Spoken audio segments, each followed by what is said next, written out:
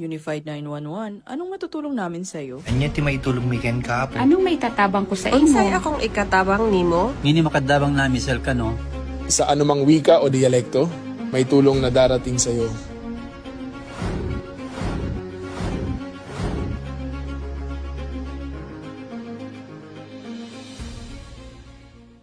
Lilingkod sa bawat Pilipino at magbibigay ng tamang impormasyon para sa tahimik at maayos na Pilipinas. Police News Network, alagad ng batas, tagapagtaguyod ng balitang pulis, sandigan ng mamamayan, patnubay ng katotohanan. La Campo Crame, maghahatid ng pinakahuling kaganapan at nagbabagang balita. Ito ang PNN Police News Network. At ngayon, ang inyong mga tagapagbalita. Magandang hapon, Bagong Pilipinas. Ako ang inyong alagad ng batas, tagataguyod ng Balitang Pulis, Patrolwoman Ronalyn Tanggiak mula sa Regional Mobile Force Battalion ng NCRPO. Maghatid sa inyo ng tamang balita, kwento ng pulis at serbisyo para sa mamamayan. At ito ang PNP News Online. Ang pangunahing balita ng Police News Network, alagad ng batas, tagataguyod ng Balitang Pulis.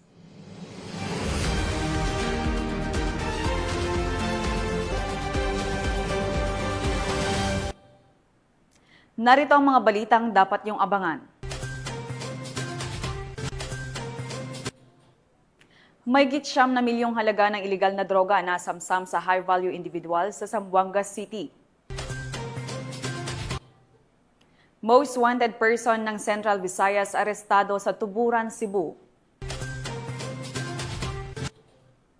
At iligal na baril kumpiskado ng magsasaka sa Sultan Kudarat.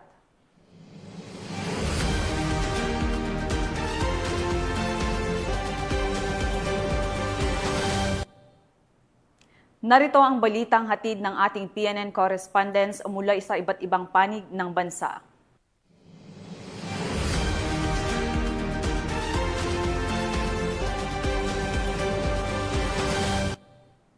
Simulan natin ang balita mula sa bahagi ng Luzon.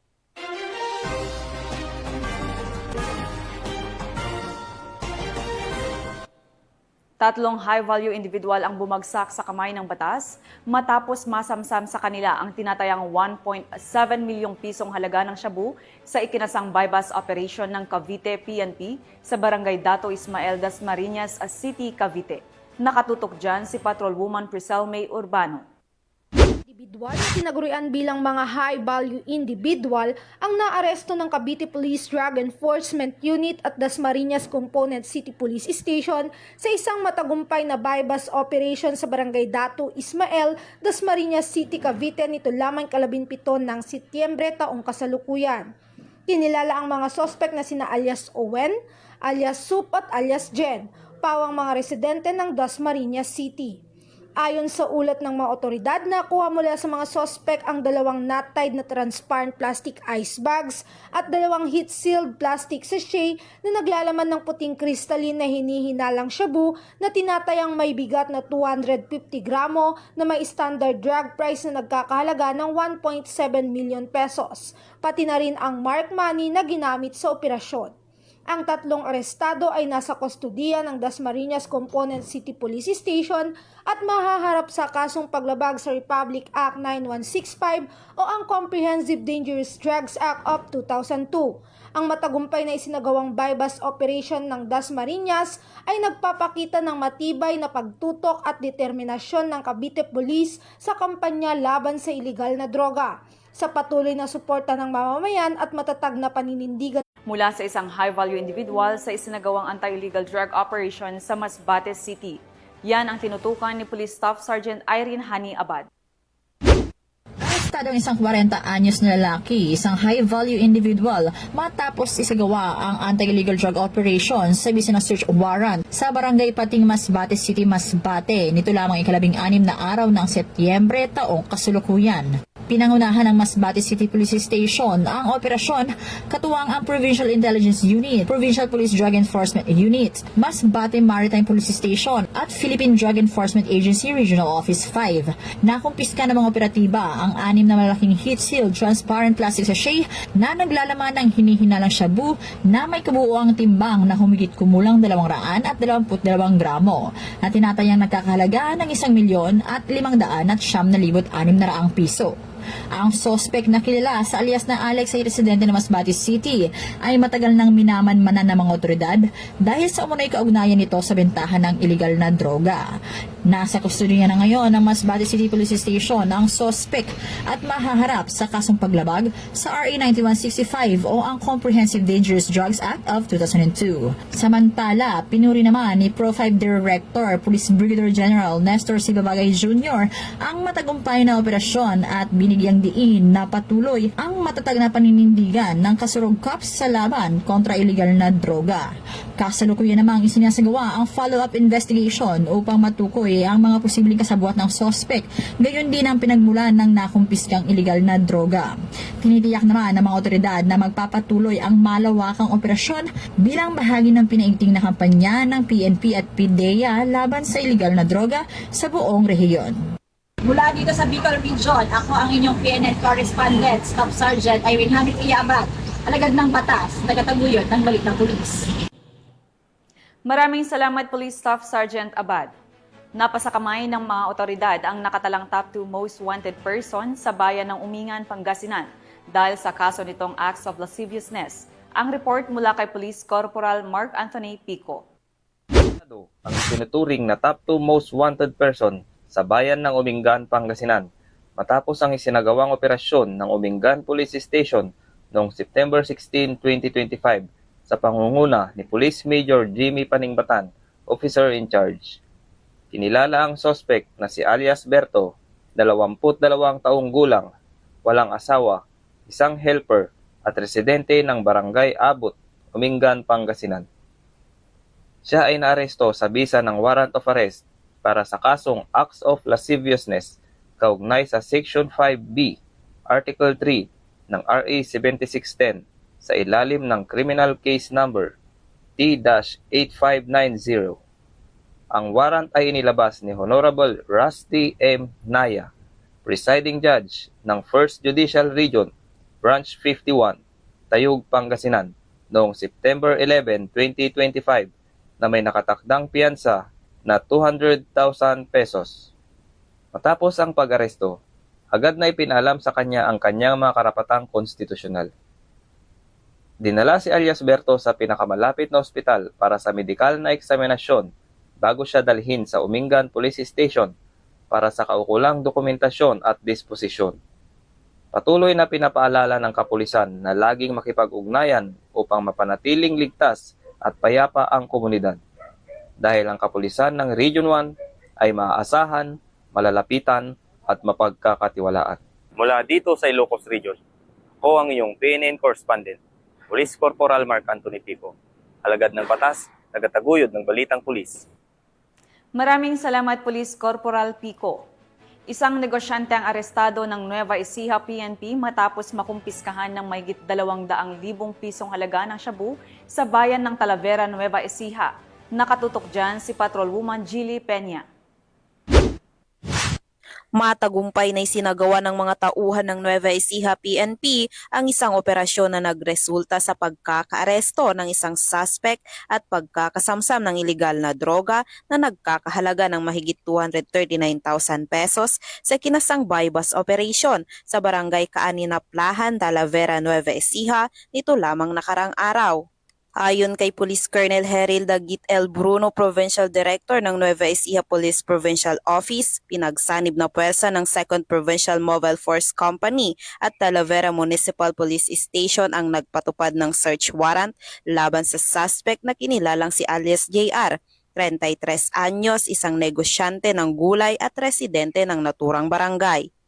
Nakumpiska mula sa suspect ang ilang live ammunition para sa kalibreng 45 at 9mm na baril, gayon din ang 7 heat-sealed sachet ng hinihinalang shabu na tumitimbang ng tinatayang 35.16 grams na nagkakahalaga ng 239,088 pesos. Kasalukuyang nahaharap ang suspect sa kasong paglabag sa Republic Act 9165 o Comprehensive Dangerous Drugs Act of 2002 at Republic Act 10591 o Comprehensive Firearms and Ammunition Regulation Act. Patuloy ang Nueva Ecija PNP sa pagpapaigting ng kampanya laban sa iligal na droga at kriminalidad upang matiyak ang kapayapaan at kaligtasan ng mamamayan sa lalawigan. Mula dito sa Police Regional Office 3, ako ang inyong PNN Correspondent, Patrolwoman Jilly Advincula Peña, alagad ng batas, tagataguyod ng Balitang Pulis. Maraming salamat, Patrolwoman Peña. Isang makabuluhang aktibidad para sa kalikasan ang isinagawa ng Corcuera Municipal Police Station matapos pangunahan ang pagpapakawala ng 79 na pawikan hatchlings sa baybayan ng Corcuera, Romblon. Patrolwoman Christine Lorenzo sa balita. Matagumpay na pinakawalan sa dagat ang 79 na pawikan hatchlings sa baybayin ng Barangay Mangansag, Corcuera, Romblon nito lamang ika-17 ng Setyembre taong kasalukuyan. Sa pangunguna ni Police Captain John Anthony P. Pajarillo, OIC ng Corcuera Municipal Police Station, katuwang ang mga kawani ng Philippine Coast Guard at mga opisyal ng barangay, ligtas na nailipat ang mga munting pawikan mula sa pampang patungo sa dagat. Ang aktibidad na ito ay malinaw na pagsasabuhay ng PNP core value na makakalikasan kung saan ipinapakita ang malasakit ng kapulisan at pamayanan sa pangangalaga ng ating likas na yaman at yamang dagat.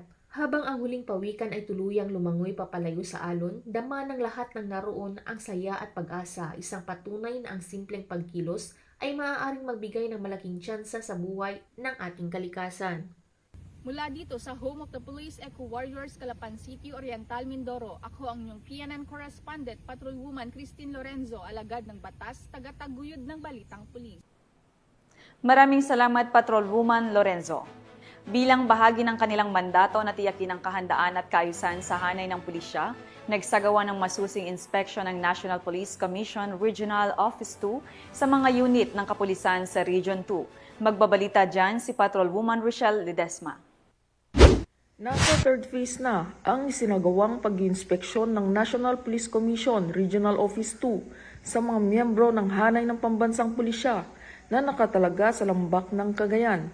Nagkaroon ng entrance briefing noong ika-15 ng Setyembre nito lamang taon na ginanap sa Police Regional Office 2 Conference Room at ito ay pinangunahan ni Director Ramon M. Rañeses, Master in National Security Administration, CSO4, Regional Director ng National Police Commission Region 2. Ito ay dinaluhan nila Police Colonel Rodelio C. Samson, Acting Deputy Regional Director for Administration, kasama ang iba pang miyembro ng Command Group, Regional Staff at Chief Regional Support Units.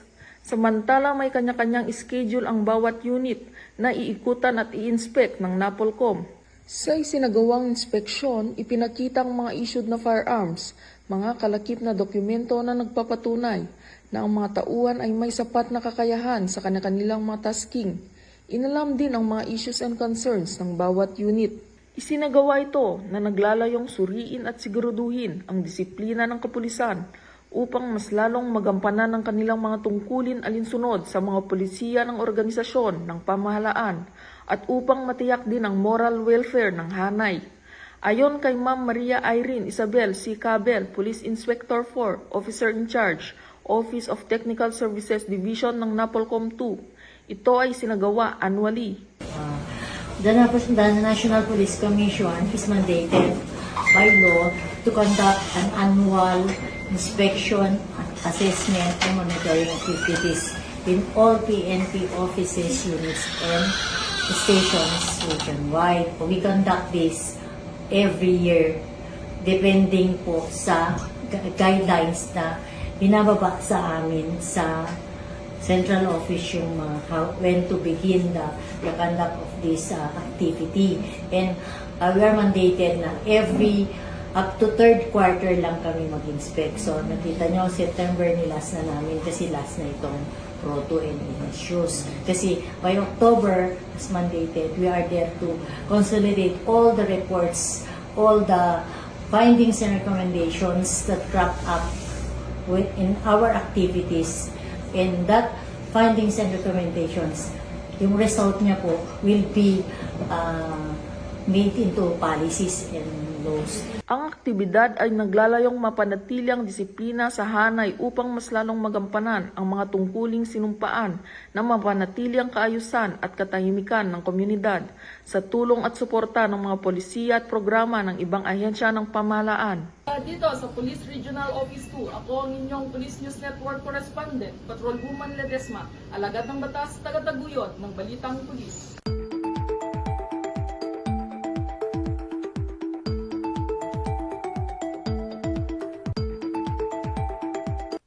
At para sa ating weather update, ayon sa Pag-asa, nanatili ang lakas ng Tropical Depression Nando habang dahan-dahang kumikilos sa may Philippine Sea, 1,335 km sa silangan ng southeastern Luzon. May lakas itong hanggang 55 km per hour, bugso ng 70 km per hour ngunit walang pang nakakataas na wind signal. Inaasahang magpapalakas ito ng habagat at posibleng magdala ng malakas na ulan sa mga darating na araw. Pinapayuhan ng publiko na manatiling nakaantabay sa mga susunod na abiso ng DOST Pag-asa.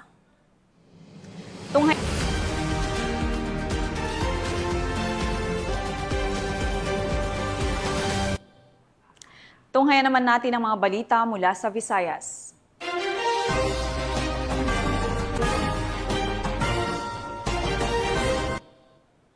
Kulungan ang bagsak ng isang high-value individual matapos makumpiskahan ng mahigit 300,000 pisong halaga ng shabu sa ikinasang bypass operation sa Iloilo City.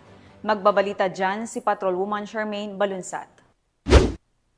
Nahuli sa ikinasang drug bypass operation ng City Drug Enforcement Unit at tuwang ang Regional Intelligence Unit 6, PNP Drug Enforcement Group, Special Operation Unit 6 at Iloilo City Police Station 3 ang isang high-value individual sa Barangay Lanet, Haro, Iloilo City. Nito lamang 15 na Setyembre taong kasalukuyan. Ayon kay Police Captain Roque Jimeno III, Officer in Charge ng City Drug Enforcement Unit, ang arestado ay kinilalang si alias Gismar, isang construction worker, sa pagkakadakip sa suspect na kumpiska mula sa kanyang pag-iingat ang 14 na sachet ng pinaghihinalaang shabu na may kabuang timbang na humigit kumulang 55 gramo at tinatayang may standard drug price na nagkakahalaga ng 374,000 pesos. Kasalukuyang nakakulong na ang arestado sa Iloilo City Police Station 3 na maharap sa kasong paglabag sa Republic Act 9165 o ang Comprehensive Dangerous Drugs Act of 2002. Patuloy na paigtingin ng kapulisan ang kanilang kampanya laban sa iligal na droga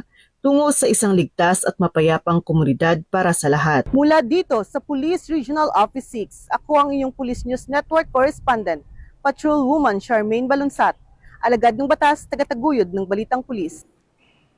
Maraming salamat, Patrolwoman Balunsat. Sa bisa ng warrant of arrest, arestado ang top 7 most wanted person ng Central Visayas dahil sa kaso nitong rape sa Tuburan, Cebu. Nakibalita dyan si Patrolwoman Flora May Azares. Suwak sa rehas ang top 7 most wanted person regional level na may kasong 2 counts ng rape matapos itong maaresto ng kapulisan ng Tuburan sa Barangay Siotes, Tuburan, Cebu, noong 16 ng Setyembre ng taong kasulkuyan. Kinilala ni Police Major Geoffrey De Grande, Acting Chief of Police ng Tuburan Municipal Police Station, Cebu Police Provincial Office, ang wanted na suspect na si alias Elizar, 39 anyos, na residente ng Barangay Daang Lungsod, Tuburan, Cebu. Ang suspect ay naaresto sa bisa ng warrant of arrest para sa kasong 2 counts ng rape na walang rekomendadong piyansa.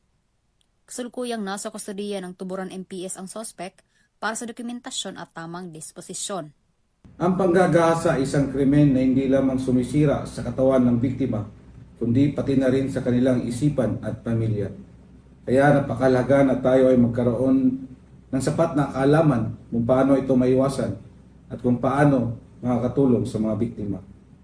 Una, tandaan natin na ang kalagahan ng pahintulot. Walang sinuman ang may karapatang piliin ang isang tao na gawin ng bagay na hindi niya gusto. Ang respeto sa kapwa ay pundasyon ng ligtas at maayos na relasyon. Ikalawa, dapat tayong maging mapagmatsyag sa ating paligid. Kung may nakikitang kahina-hinalang kilos, huwag mag-atubiling magsumbong sa mga otoridad. Ang pagtahimik ay maaaring magdulot ng mas malaking panganib, hindi lamang sa iisang tao kundi sa buong komunidad. Ikatlo, protektahan ang sarili. Iwasan ang pagpunta sa mga liblib na lugar, lalo na kung nag-iisa. Mas mabuti ring manatiling konektado sa mga pinagkakatiwalaang tao at agad humingi ng tulong kung may banta. At higit sa lahat, kailangan nating turuan ang ating pamilya, lalo na ang kabataan, tungkol sa respeto, wastong pakikipag-ugnayan at kahalagan ng malusog na relasyon. Tandaan natin, ang panggagahasa ay hindi kasalanan ng biktima. Tungkulin natin lahat na suportahan sila at magtulungan para sa masagana at masugpo ang ganitong uri ng karahasan. Mula dito sa Central Visayas, ako ang inyong Police News Network correspondent, Patrolwoman Flora May Azares, alagad ng batas, tagataguyod ng Balitang Pulis. Maraming salamat, Patrolwoman Azares. Wala lang kawala ang top 8 provincial most wanted person matapos maaresto ng mga otoridad sa isang operasyon sa Barangay Libertad, Ormoc City. Nakatutok dyan si Patrolwoman Maria Elena Singian. Ito ng mga autoridad ang nakatalagang top 8 provincial most wanted person na may kasong rape by sexual assault matapos mahuli sa Barangay Libertad, Ormoc City. Bandang alas 8:24 ng gabi nang maarestong akusado ng mga tauhan ng Ormoc City Police Station 1 kasama ang Anti-Kidnapping Group Ormoc Satellite Office at Ormoc City Intelligence Unit sa bisa ng warrant of arrest para sa kasong rape by sexual assault sa ilalim ng Article 266-A2 ng Revised Penal Code na may nirekomendang piyansa na 200,000 pesos para sa pansamantalang kalayaan. Dinala ang akusado sa Ormoc City PS1 para sa kaukulang dokumentasyon at tamang disposisyon. Patunay lamang na ang pambansang pulisya ay hindi nagpapabaya sa kanilang sinumpaang tungkulin na hulihin ang mga taong tiwalag sa batas upang mapanatiling ligtas ang komunidad nang sa gayon maipatupad ang kapayapaan ng bansa para sa ligtas at maunlad na bagong Pilipinas. Mula dito sa Eastern Visayas, ako ang inyong PNN correspondent, Patrolwoman Singian, alagad ng batas, tagataguyod ng Balitang Pulis. Maraming salamat, Patrolwoman Singian. Narito naman ang mga balita mula sa bahagi ng Mindanao.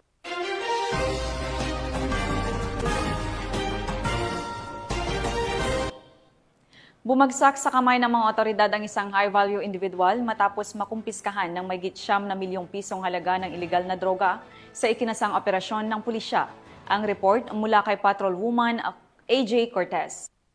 Estado, isang 32 anyos na lalaki matapos isagawa ang anti-illegal drugs by bust operation ng pinagsanib na puwersa ng mga operatiba mula sa City Drug Enforcement Unit, Zamboanga City Police Office, City Intelligence Unit, Regional Intelligence Unit 9, RMFB 9, Counter-Terrorism Division, PNP Intelligence Group at iba pang unit ng PNP at PIDEA ang isang matagumpay na buy-bust operation sa Barangay Putik, Zamboanga City, bandang alas 6:40 ng gabi nito lamang ika-16 ng Setyembre taong kasalukuyan.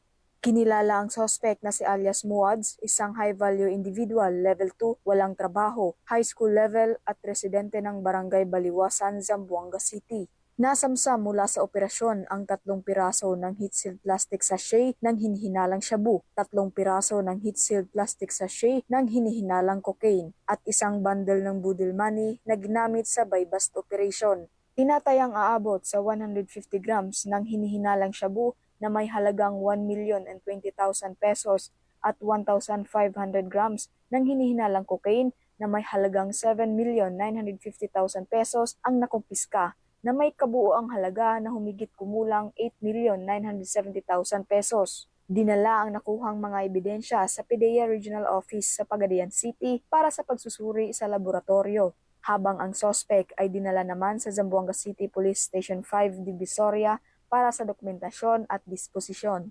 Sa kasalukuyan, inihahanda na ang kaukulang kaso laban sa naarestong suspect. Patuloy namang pinaigting ng mga otoridad ang kanilang kampanya kontra illegal na droga upang masiguro ang kaligtasan at kapayapaan ng komunidad. Mula dito sa tanggapan ng kapulisan sa Region Siyam, ako ang iyong PNN correspondent, Patrolwoman AJ Cortez, alagad ng batas, tagataguyod ng Balitang Pulis. Maraming salamat, Patrolwoman Cortez. Nasakot ang isang most wanted person sa kasong acts of lasciviousness sa isinagawang operasyon sa Kapatagan, Lanao del Norte. Ang buong detalye ng balita mula kay Patrolwoman Riza Sahonia. Ng pinagsalit na puwersa ng Kapatagan Municipal Police Station at 1005th Maneuver Company, Regional Mobile Force Battalion 10 ang isang wanted person na may kasong acts of lasciviousness. Nitong Miyerkules, Setyembre 17 taong kasalukuyan. Kinilala ni Police Colonel Leo De Leon Soa, Acting Provincial Director ng Lanao del Norte Police Provincial Office, ang suspect na si alias Bong. 63 taong gulang na lalaki, may asawa, isang laborer at residente ng Purok 9 Poblasyon, Kapatagan, Lanao del Norte. Nahuli ang suspect sa bisa ng alias warrant of arrest para sa kasong acts of lasciviousness, kaugnay ng Section 5B ng Republic Act 7610 na may nakasaad na piyansang 108,000 pesos. Nasa kustodiya na ng Kapatagan Municipal Police Station ang nasabing suspect para sa dokumentasyon at tamang disposisyon. Patunay lamang ito ng walang humpay na dedikasyon ng Lanao del Norte Police Provincial Office sa pagpapatupad ng batas. Mula dito sa Ilagang Mindanao, ako ang inyong Police News Network Correspondent, Patrolwoman Riza Sahonia, alagad ng batas, tagataguyod ng Balitang Pulis. Maraming salamat, Patrolwoman Sahonia. Nauwi sa pagkakaaresto ang isang lalaki sa pagkakumpiska ng ilegal na droga ang isinagawang bypass operation sa Davao City. Alamin ang report mula kay Patrolwoman Shaira Rose Aquino.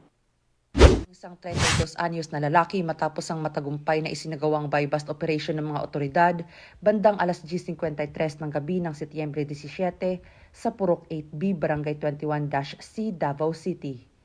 Kinilala ang suspect sa alias na Ariel na residente ng Piapi Boulevard, Barangay 21-C sa parehong lungsod. Ang operasyon ay pinangunahan ng mga tauhan ng City Drug Enforcement Unit, katuwang ang Regional Police Drug Enforcement Unit 11, City Intelligence Unit at Santa Ana Police Station. Ayon sa mga otoridad, ang tinatayang timbang ng nakuhang hinihinalang shabu ay nasa 2 gramo na may katumbas na standard drug price na 13,600 pesos. Kasalukuyang nasa kustodiya ng kapulisan si Ariel at naharap sa kasong paglabag sa Republic Act No. 9165 o ang Comprehensive Dangerous Drugs Act of 2002. Nagpapatuloy naman ang mas pinaigting na kampanya ng mga otoridad kontra iligal na droga sa lungsod ng Davao bilang bahagi ng kanilang layuning mapanatili ang katahimikan at kaayusan sa komunidad. Mula rito sa Police Regional Office 11, ako ang inyong PNN Correspondent, Patrolwoman Shaira Rose Aquino, alagad ng batas, tagataguyod ng Balitang Pulis. Maraming salamat, Patrolwoman Aquino. Walang kawala sa batas ang isang magsasaka matapos makumpiskahan ng baril sa ikinasang operasyon sa Sultan Kudarat. Patrolwoman Braylin Jean Cabonilas sa report. Ang isang magsasaka matapos makumpiskahan ng iligal na baril sa isinagawang operasyon ng Lambayong Municipal Police Station sa bisa ng search warrant, kasama ang iba pang operatiba ng Sultan Kudarat Police Provincial Office sa Barangay Lagaw, Lambayong, Sultan Kudarat. Nito lamang 16 ng Setyembre 2025. Kinilala ni Police Major Lionel Dilasan, hepe ng Lambayong Municipal Police Station, ang suspect na si alias Dak, 45 anyos, residente ng nasabing barangay. Nakuha mula sa suspect ang isang caliber 45 pistol na baril na may kasamang magasin na kargado ng 7 bala at isang kulay itim na holster. Salukuyang nasa kustodiya na ng Lambayong Municipal Police Station ang suspect at mahaharap sa kasong paglabag sa RA 10591. Patuloy ang Rehiyon 12 sa pagpapaigting ng kampanya kontra loose firearms at iba pang kriminalidad. Sinisigurado ng kapulisan ng Police Regional Office 12 na maging ligtas, tahimik ang buong komunidad ng Rehiyon 12. Mula dito sa Police Regional Office 12, ako po inyong PNN Correspondent, Patrolwoman Braylin Jean Cabonilas, alagad ng batas, tagataguyod ng Balitang Pulis. Maraming salamat, Patrolwoman Cabonilas. Tinatayang 1.3 milyong piso ang halaga ng shabu ang nasamsam ng mga tauhan ng PNP Drug Enforcement Group Special Operations Unit 13 mula sa isang suspek sa Butuan City. Magbabalita dyan si Patrolwoman Karen Malilin. Arestado ang isang tinaguriang pilit boy matapos salakay ng mga operatiba ng Special Operation Unit 13 PNP Drug Enforcement Group ang kanyang inuupahang boarding house sa Purok 9, Barangay JP Rizal, Butuan City nito lamang September taong kasalukuyan. Kinilala ang suspect na si alias Megs, 40 taong gulang binata, walang trabaho at residente ng naturang barangay. Itinuturing si Meg bilang isang high-value individual. Nasamsam mula sa kanya ang 11 pakete ng hininalang shabu na tumitimbang ng humigit kumulang 200 gramo na nagkakahalaga ng 1,360,000 pesos kasama ang iba't ibang drug paraphernalia. Ang operasyon ay sinagawa sa bisa ng search warrant na nilagdaan ni Presiding Judge Marigel S. Dagani Hugo ng RTC Branch 3, 10th Judicial Region, Butuan City para sa paglabag sa Section 11 at 12, Article 2 ng Republic Act 9165 o Comprehensive Dangerous Drug Act of 2002. Kasalukuyang nasa kustodiya ng PNP Drug Enforcement Group ang suspect para sa kaukulang kaso. Mula dito sa Police Regional Office 13, ako ang iyong PNN correspondent, Patrolwoman Karen A. Malilin, alagad ng batas, tagataguyod ng Balitang Pulis. Maraming salamat, Patrolwoman Malilin. At yan ang mga balitang nakalap ng ating PNN correspondents mula Luzon, Visayas at Mindanao. At bago tayo magtapos, panawagan sa lahat ng makikilahok sa nakatakdang rally ngayong September 21, naway ating isagawa ng maayos, mapayapa at may buong paggalang sa isa't isa. Iginagalang ang inyong karapatan na magpahayag ng saloobin, sapagkat maging ang ating kapulisan ay mariing tutol din sa katiwalian at korupsyon.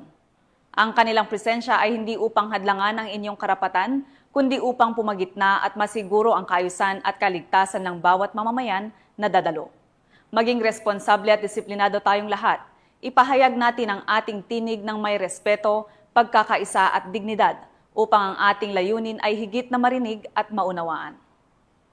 At mga ka-PNN, 98 days na lang, Pasko na.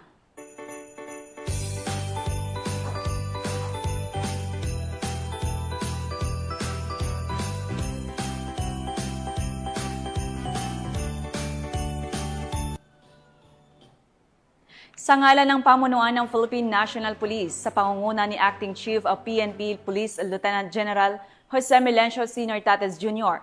at sa pamumuno ni President Ferdinand Bongbong Marcos Jr., kami ay maglilingkod sa bawat Pilipino at magbibigay ng tama at balanseng balita. Mula rito sa tanggapan ng tagapag-ugnay ng Pambansang Pulisya, kami ang inyong alagad ng batas, tagataguyod ng Balitang Pulis. Ako po si Patrolwoman Ronalyn Tanggiak mula sa Regional Mobile Force Battalion ng NCRPO. Maghahatid ng tamang balita, kwento ng pulis at serbisyo para sa mamamayan at ito ang PNP News Online, ang pangunahing balita ng Police News Network.